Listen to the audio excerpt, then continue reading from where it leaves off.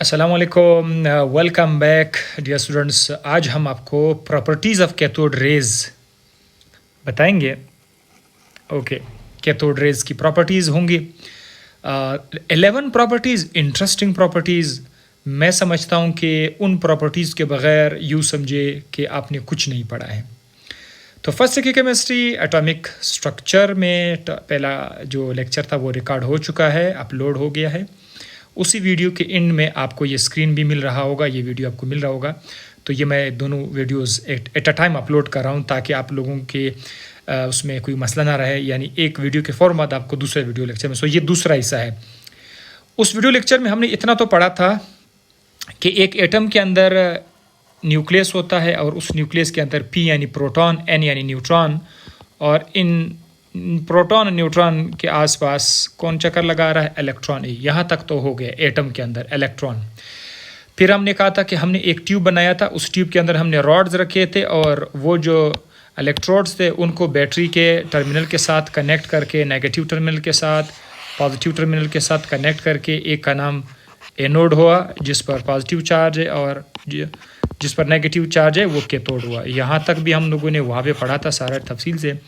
और चूँकि अब तफसील में हम नहीं जा सकते, हमने देखा कि जैसे हमने बैटरी से 5000 वोल्ट टू 10,000 वोल्ट का जब हमने इसको वोल्टेज दे दिया तो 0.01 टॉर्क प्रेशर पर, ठीक है, बहुत कम प्रेशर करके हमें एक चमकती हुई लाइन नज़र आई और वो ट्रैवल करता हुआ पॉजिटिव प्लेट की तरफ जा रही थी।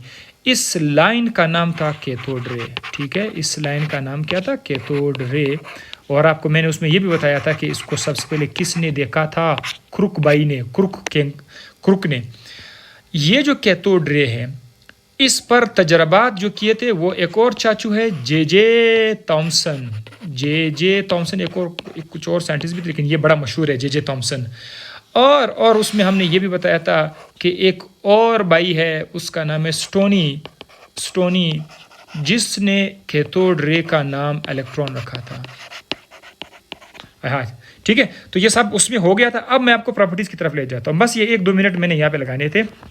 प्रॉपर्टीज़ में मैं आपको लेके जा रहा हूँ दूसरे पेज पर, वहाँ पर हम सारे के सारे प्रॉपर्टीज़ इंशाल्लाह भी डिस्कस करने जा रहे हैं। So let's go to that page. Okay, page हाजिर है। प्रॉपर्टीज़ ऑफ कैथोड रेज में से जो सबसे पहली प्रॉपर्टी हमें नज़र आएगी वो कौन सा है? वो है यस दिस वन। अच्छा, मैं इसको थोड़ा सा मोटा कर देता हूँ। इलेक्ट्रिक फील्ड के अंदर जब हमने कैथोड रे को रखा, इलेक्ट्रिक फील्ड, ये पहले मैं आपको समझा देता हूँ। बहुत सारे स्टूडेंट्स को पता नहीं होगा कि यार मुझे ये चीज़ बताओ, ये क्या भला है ये इलेक्ट्रिक फील्ड। बल्कि इलेक्ट्रिक फील्ड के लिए मैं आपको मेन स्क्रीन पे लेके जाऊँगा, फिर वापस यहाँ पर आ जाते हैं। वहाँ पर आपको सिखा देता कि आप मुझे साथ साथ देखते भी रहेंगे। अच्छा जनाब, सो यहाँ से मैं आपको इलेक्ट्रिक फील्ड और मैग्नेटिक फील्ड का थोड़ा सा आइडिया देता हूँ। कोई फ़ायदा नहीं होगा जब तक आपको इसका आइडिया ना हो। अच्छा जी, देखिए, अगर आपके पास कोई ऐसा रॉड है जिसको आपने बैटरी के पॉजिटिव टर्मिनल के साथ कनेक्ट किया हो, तो ज़ाहिर है इसको आप एक किस्म का एनोड भी तो कह सकते हैं। और आपके पास एक दूसरा प्लेट है जिस पर माइनस का चार्ज है, उसको तो आप कैथोड भी कहते हैं। याद रखिएगा, इन दो प्लेट के दरमियान क्या पैदा होगा? इन दो प्लेट के दरमियान एक ना दिखाई देने वाला ऐसा इलाका पैदा होगा जो हमें और आपको नज़र नहीं आता, लेकिन उसको महसूस किया जा सकता है तजर्बात से। एक इलाका पैदा हो जाएगा, इस इलाके में ये अपना असर शो करते हैं। इसका नाम है इलेक्ट्रिक फील्ड। आप बोलेंगे किस तरह असर? इसमें नज़र तो कुछ नहीं आ रहा है, लेकिन जब आप इसमें कोई चार्ज छोड़ देंगे ना, चार्ज, मैं उर्दू में लिख देता हूँ चार्ज, अगर आप इसके अंदर कोई चार्ज छोड़ देंगे ना, तो वो चार्ज क्या करेगा, वो इसमें मूवमेंट शो करेगा, इस फील्ड के अंदर मूवमेंट शो करेगा। तो इससे अंदाज़ा हो जाएगा कि इसके अंदर इन दो प्लेट के दरमियान क्या है, फील्ड है जिसमें चार्ज मूवमेंट शो कर रहा है। इस फील्ड का नाम है इलेक्ट्रिक फील्ड, क्योंकि ये जो आपका एनोड है और ये जो आपका कैथोड है, इसको आपने बैटरी से बनाया था, बैटरी से आपने इसको कनेक्ट किया था, सो दैट इज़ वाई के दरमियान इलेक्ट्रिक फील्ड आ रहा है। अच्छा, उसके बाद मैग्नेटिक फील्ड क्या है? मैग्नेटिक फील्ड में हम क्या करते हैं, इस तरह दो प्लेट पॉजिटिव नेगेटिव के थे, तो इस तरह हम लोग यहाँ पर दो पीसेस लिखते हैं, एन एंड साउथ पोल। जैसे मैग्नेटिस के अंदर एन पोल और नॉर्थ और साउथ पोल होता है। हर मैग्नेटिस आप ले लेते हैं ना, कोई ये बार आपने लिया तो उसका एक साइड हमेशा नॉर्थ होगा, एक साइड साउथ होगा।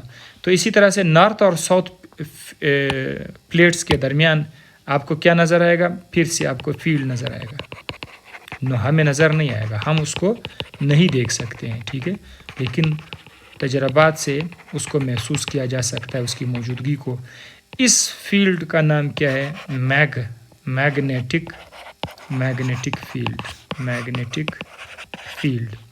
अब आप बोलेंगे कि इसका भी कोई ऐसा है चार्ज वगैरह, इसमें अब बिल्कुल आप चार्ज भी रख सकते हैं, बल्कि एक और आसान, सबसे आसान सी बात, इसके अंदर आप कोई कील रख दें, लोहे का कोई कील आप रख दे, तो वो कील जो है वो मूव करेगा। आप मैग्नेटिस के आसपास कोई लोहे वाली चीज़ रखे तो वो मैग्नेटिस उसको अपनी तरफ अट्रैक्ट कर लेता है या फिर उसको रिपल कर देता है। तो इसका मतलब है कि मैग्नेटिस के आसपास जो है फिर क्या, कौन सा फील्ड है, मैग्नेटिक फील्ड है। अब मुझे बहुत खुशी है इस बात की कि आप लोगों को जब इलेक्ट्रिक फील्ड और मैग्नेटिक फील्ड समझ आ गया, तो अब वहाँ पे जाने का मज़ा कुछ और होगा। अब आपको वहाँ से कुछ समझ आ जाएगा, क्योंकि जो कैथोड रे है वो कैथोड रे को हम इन्हीं इलेक्ट्रिक फील्ड और मैग्नेटिक फील्ड के अंदर ही जाके पढ़ेंगे, ठीक है।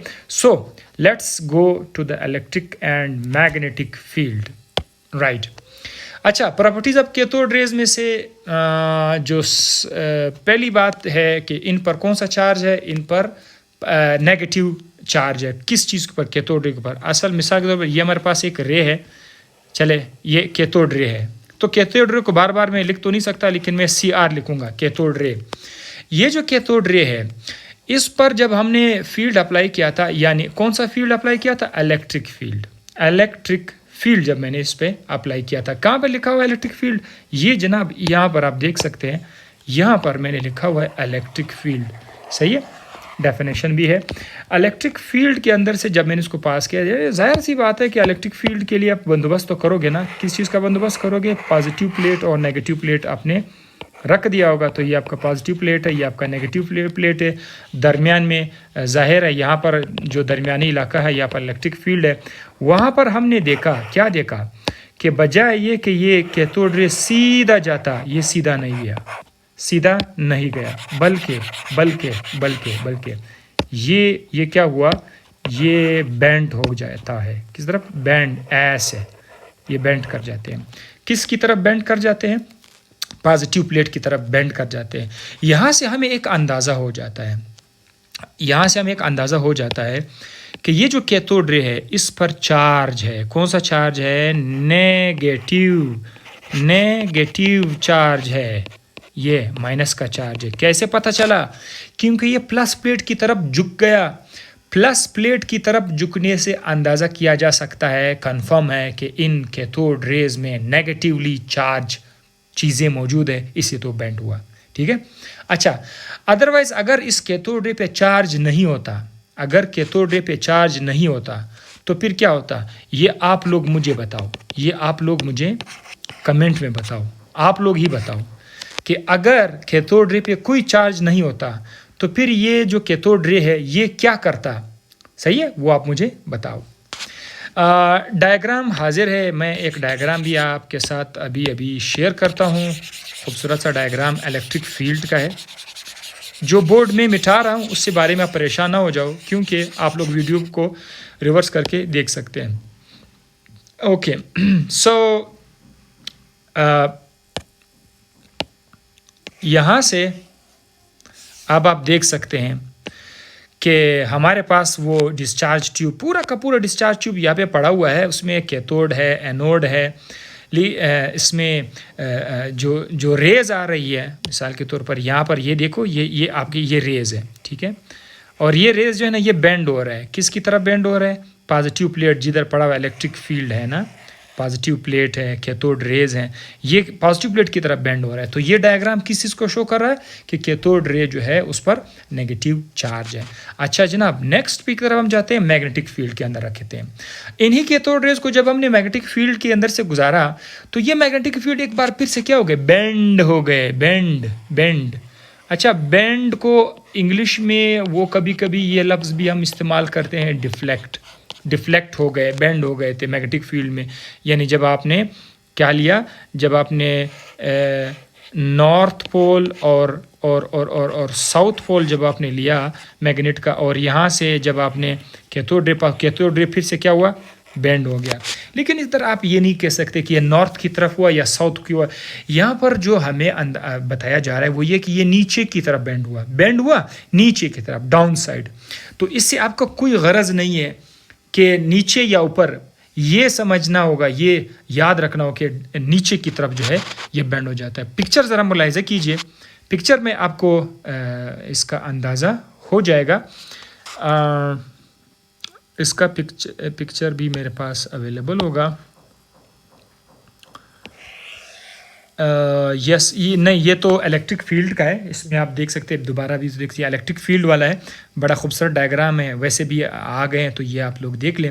الیکٹرک فیلڈ میں آپ دیکھ سکتے ہیں کہ یہ جو آپ کا کیتھوڈ رے ہے، کیتھوڈ سے سٹارٹ ہو کر کے اینوڈ سے گزرا. اینوڈ کے اندر چھوٹا سا سوراخ ہے، اس سوراخ سے اینوڈ جب گزر رہا تھا، کیتھوڈ رے جب گزر رہا تھا تو یہ اس طرف سے ایسے بینڈ ہو جاتا ہے، اس طرف بینڈ ہو جاتا ہے. گڈ. تو یہ میں دوبارہ سے اس پکچر کو جو ہے مائنس کر رہا ہوں ٹھیک ہے. اور یہاں پر آپ کو دوسرا پکچر جو پلیٹ کی طرف ہے، یس دس ون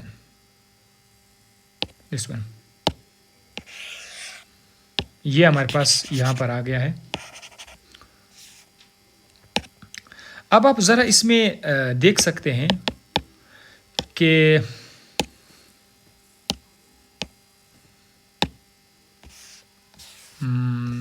یس اس میں غور کرنے کے بعد آپ دیکھ سکتے ہیں پھر سے کیتھوڈ، یہاں سے کیتھوڈ رے پروڈیوس ہو کر کے اینوڈ کے اندر سوراخ ہے، اس سوراخ سے گزر کر ٹیوب کے اندر جا رہا ہے. اور یہاں پر یہ این جہاں پر میگنیٹ، یہ سارا آپ کا میگنیٹ ہے. نارتھ اور ساؤتھ پول کے درمیان میں سے گزرتے ہوئے بجائے یہ کہ یہ ایسا سیدھا جا کر ادھر اسکرین پہ لگ جاتا ہے، یہ اسکرین ہے، ادھر سیدھا نہیں گیا بلکہ اس نے اپنے آپ کو کیا کر دیا؟ بینڈ کر کے یہاں پہ بھیج دیا. تو یہ میگنیٹک فیلڈ میں اگر آپ دیکھ رہے تو یہ نیچے کی طرف آ رہا ہے. یہ میں بس آپ کو یہ بتانا تھا کہ میگنیٹک فیلڈ میں یہ نیچے کی طرف آ رہا ہے، نہ نارتھ پول ہے نہ ساؤتھ پول کے نیچے کی طرف، بہرحال بینڈیج ہو رہی ہے ٹھیک ہے. اوکے اب آتے ہیں دونوں فیلڈ کو جب اپلائی کرتے ہیں. جب ہم نے الیکٹرک فیلڈ اور میگنیٹک فیلڈ دونوں اپلائی کرتے ہیں، یعنی ہم نے ایسا خوبصورت بندوبست بنایا ہوا ہے اس بار کہ الیکٹرک فیلڈ بھی ہے میگنیٹک فیلڈ بھی ہے، تو پھر اس میں ہم نے دیکھتے ہیں کہ اس میں کیا ہوگا. چلے ایک اور ڈائیگرام میں وہاں پر آپ کو لے کے جاؤں گا جہاں پر آپ کو دونوں فیلڈز آپ کو نظر آئیں گے. دس is very fantastic diagram of both fields. یہ جو تھوڑا سا بلو کلر میں ہے، یا آپ کہہ سکتے ہیں بلو کلر، یس بلو کلر میں ہے، یہ آپ کا پازیٹیو پلیٹ ہے. This one is the positive plate ٹھیک ہے. اور نیچے جو یلو کلر میں ہے یہ آپ کا نیگیٹو پلیٹ ہے. اس کا مطلب یہ ہے کہ یہ جو دو پلیٹیں ہیں ہمارے پاس، یہ کیا پرووائڈ کر رہا ہے؟ الیکٹرک فیلڈ پرووائڈ کر رہا ہے ٹھیک ہے. اوپر اور نیچے جو دو پلیٹس ہیں یہ الیکٹرک فیلڈ دے رہا ہے، جبکہ آپ کو نارتھ اور ساؤتھ پول یہاں پر نظر آ رہا ہے، یہ آپ کا میگنیٹ بھی ہے.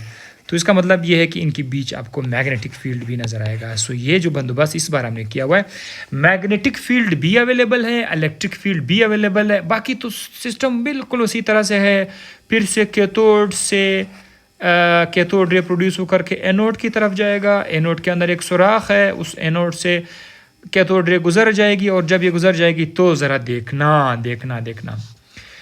یہ جو آپ کو ایک رے نظر آ رہی ہے اے جدھر کیا لکھا ہوا ہے؟ اے جدھر لکھا ہوا ہے یہ والا، یہ کس ٹائم کا ہے؟ یہ جب آپ نے صرف اور صرف الیکٹرک فیلڈ میں سے اس کو پاس کیا تھا، یہ اس کا سسٹم ہے جب الیکٹرک فیلڈ اکیلا تھا. اب یہ جو نیچے والا جو لائن آپ کو نظر آ رہا ہے سی، یہ میں اس کو سرکل کر رہا ہوں، یہ دیکھو جناب سی، یہ جو سی ہے یہ اس وقت کا ڈائیگرام ہے جب آپ نے صرف اور صرف میگنیٹک فیلڈ اپلائی کیا تھا، کوئی الیکٹرک فیلڈ نہیں تھا، یہ اس وقت کا تھا. جب آپ نے دونوں اپلائی کیے تھے، دونوں اپلائی کرنے کے بعد نہ تو یہ رے اوپر کی طرف بینڈ ہوگا اور نہ یہ رے نیچے کی طرف بینڈ ہوگا، بلکہ یہ سیدھا گزرے گا. جو آپ کو شو ہو رہا ہے بی، جو بی ہے یہ شو کر رہا ہے کہ یہ بالکل اسٹریٹ جا رہی ہے. یعنی اس وقت کیا اویلیبل ہے؟ الیکٹرک فیلڈ بھی اویلیبل ہے اینڈ میگنیٹک فیلڈ بھی اویلیبل ہے. تو دونوں جب اویلیبل ہوں گے تو یہ اسٹریٹ پاس ہوگی. اچھا پیارے اسٹوڈنٹس، یہ بات جو آج میں نے ابھی آپ کو بتایا نا، یہ آپ کو کب کام آئے گا؟ جب میں آپ کو چارج ٹو ماس ریشو بتاؤں گا. چارج ٹو ماس ریشو میں ڈٹرمنیشن آف چارج، ادھر یہ آپ کا کام آئے گا. ٹھیک ہے، یہ ادھر آپ کا، تو یہ آپ کے ذہن میں رکھنا چاہیے. تو ماشاءاللہ سے یہ بات بھی ہمیں سمجھ آ گئی. Fourth, rotate light pedal well. اب یہ کیا کہہ رہے ہیں؟ یہ کیا کہہ رہے ہیں کہ جب آپ کیتھوڈ رے کے سامنے، یا پھر سے آپ کا کیتھوڈ رے ہے، ٹھیک ہے، سی آر کیتھوڈ رے ہے، اس کے سامنے ہم نے ایک چھوٹا سا ہلکا سا، جیسے سائیکل کا ویل ہوتا ہے نا، اس طرح کا ایک چھوٹا سا ویل ہم لوگوں نے اس کے سامنے ایڈجسٹ کر کے رکھ دیا. اس طرح سے رکھ دیا، کوئی سٹینڈ بنا لیا تاکہ اس کے اوپر یہ گھوم سکے. تو ہم نے دیکھا کہ یہ جو کیتھوڈ رے ہے یہ اس پہ ہٹ کرتے ہیں اور یہ جو ہے یہ پہیا جو ہے یہ گھومنا شروع کرتے ہیں، روٹیٹ کر لیتے ہیں. روٹیشن سے کیا، دیکھو کوئی چیز خود بخود روٹیٹ نہیں کرتا. پنکھا ہے، بجلی نہ دو گے تو روٹیٹ کرنے کے لیے ہاتھ سے دھکا دینا پڑتا ہے، تب پنکھا روٹیٹ ہوگا، یا بجلی بٹن آن کر کے پنکھا روٹیٹ ہوگا. صحیح ہے، ایسا ہی ہوتا ہے. تو ادھر جو کیتھوڈ رے اس ویل کو گھما رہا ہے، اس سے ہم ایک چیز کا اندازہ ہو رہا ہے کہ کیتھوڈ رے. اچھا، 3 باتیں یہ سلائیڈ میرا سب سے پسندیدہ سلائیڈ ہے. 3 باتیں یہاں پر ہمیں نظر آئے گی جب ہم نے یہ تجربہ کیا. 3 چیزیں یہاں سے ہم نے نوٹ کر لی. نمبر 1 یہ کہ کیتھوڈ رے جو ہے، کیتھوڈ رے مٹیریل پارٹیکل ہے.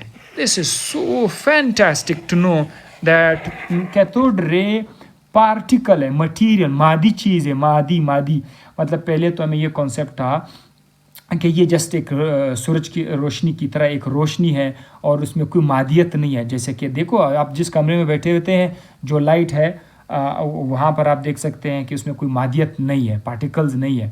لیکن یہ جو کیتھوڈ رے ہے اس میں در حقیقت پارٹیکلز ہیں. اسی لیے تو وہ کیا کر رہے ہیں، وہ یہ ویل کو روٹیٹ کر رہا ہے. اور روٹیشن سے ایک اور بات کا بھی اندازہ ہو رہا ہے کہ اس کے اندر کائنیٹک انرجی ہے. ظاہر ہے ویل بغیر انرجی کے کیسے گھومے گا بھائی؟ بغیر انرجی کے ویل نہیں گھوم سکتا. اس کا مطلب یہ ہے کہ کیتھوڈ رے کے اندر انرجی ہے جس کی وجہ سے یہ ویل گھوما. اب وہ انرجی کون سی ہے؟ پوٹینشیل انرجی ہے، الیکٹریکل انرجی، کون سا نام ہے؟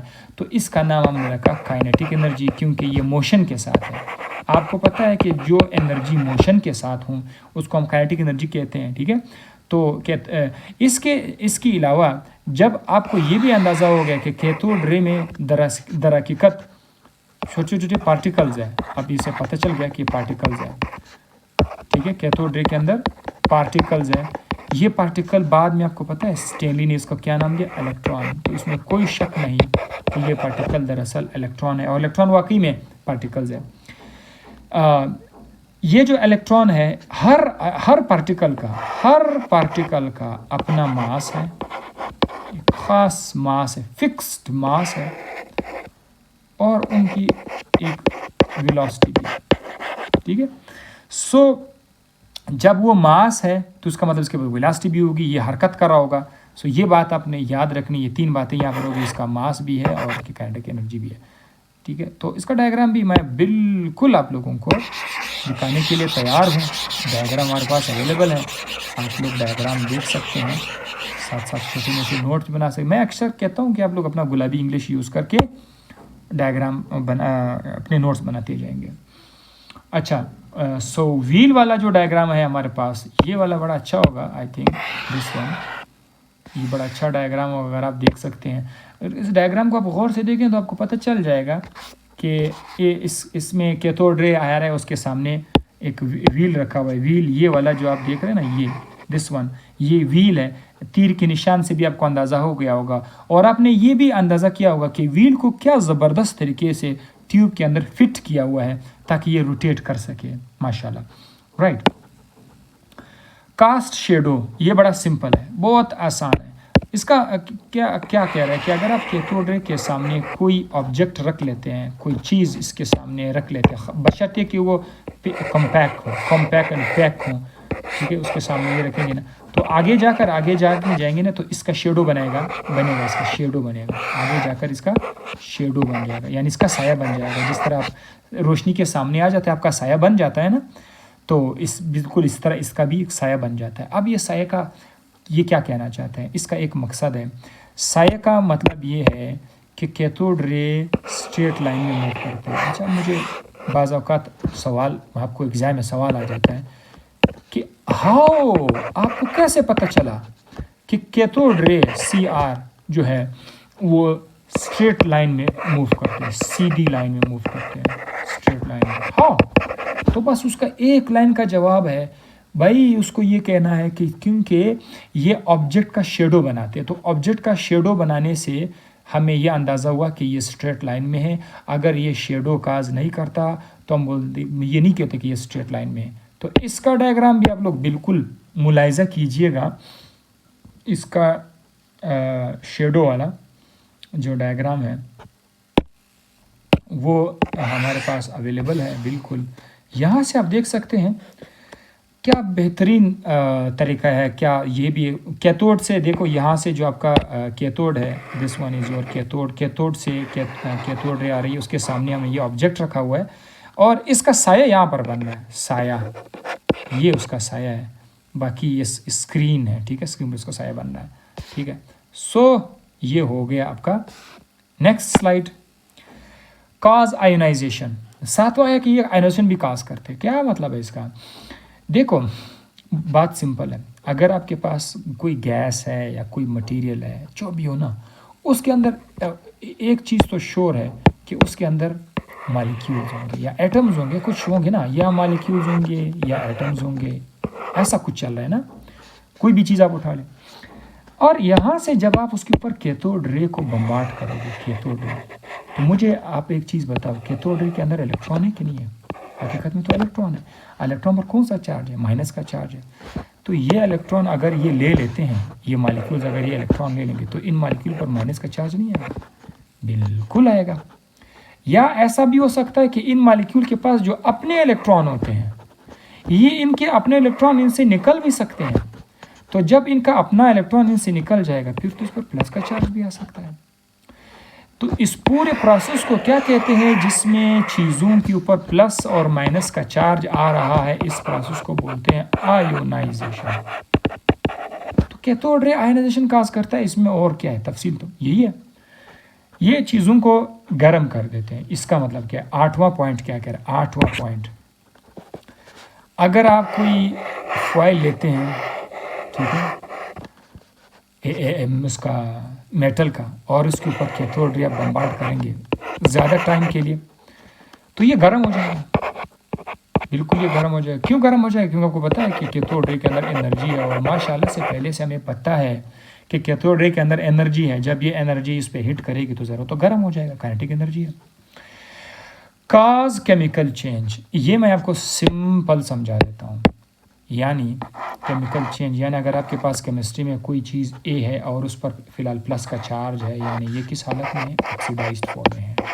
क्लास 9 के स्टूडेंट को भी पता होगा, इसका इलेक्ट्रॉन ज़ाया हुआ है तो ऑक्सीडाइज्ड फॉर्म में है। तो ये क्या करेगा, इस पर जब कैथोड रे पड़ेगी ना, तो ये अपना इलेक्ट्रॉन लेकर वापस क्या हो जाएगा, उसका चार्ज ख़त्म हो जाएगा, ये रिड्यूस हो जाएगा। तो ये केमिकल चेंज है। इसको क्या कहते हैं? Chemical change. केमिकल चेंज यही तो है कि कोई चीज़ ऑक्सीडाइज से रिड्यूस हो गया। जाहिर है किसने इसको ऐसा किया? कैथोड रे ने किया। कैथोड रे के पास ऐसा क्या है? कैथोड रे के पास ऐसा क्या है कि जिसकी वजह से चीज़ें ऑक्सीडाइज से रिड्यूस हो गई? ये आप लोग मुझे बताओ, आप लोग कमेंट में इसका जवाब दो कि कैथोड रे में ऐसा क्या है कि उसने केमिकल चेंज शो किया। لاسٹ پوائنٹ ہے کیتھوڈ رے ہمارے پاس ایکس ریز بناتے ہیں. ایکس ریز کا مطلب یہ ہے کہ اگر آپ ایک ایکس رے کس نے نہیں دیکھا ہوگا, ایکس رے سب نے دیکھا ہوگا, بالکل سب نے دیکھا ہوگا.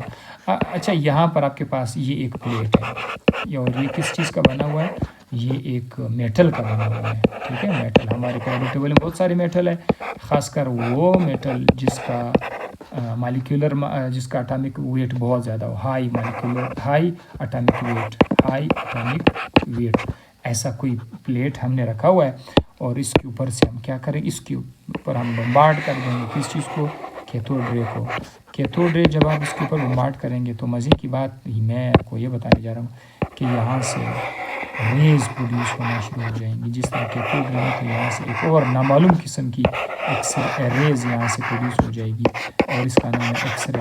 ایکس رے پر ایک الگ سا لیکچر ہم لوگ ریکارڈ بھی کریں گے, لیکن یہ ایکس رے اپنے کس نے دیکھا, یہ اس طرح سے کیتھوڈ رے ایکس رے بھی بناتے ہیں. تو یہاں پر ہمارے 10 کے 10 جو تھے وہ سارے کے سارے ختم ہو گئے. 10 پوائنٹس ہم نے سارے کے سارے ڈسکس کر لیے اور یہ ایک لمبا ٹاپک ضرور تھا, اسی لیے میں نے اس کو 2 حصوں میں کر دیا. پہلا حصہ بھی ہو گیا, دوسرا حصہ بھی ہو گیا, پوائنٹس بھی سارے کے سارے کلیئر ہو گئے. آپ لوگ مجھے اس ویڈیو کے کمنٹ میں بتاؤ کہ یہ چیزیں آپ کو کس حد تک سمجھ آ گئی. اور MD-CAT اور FSC دونوں کے لیے تھا.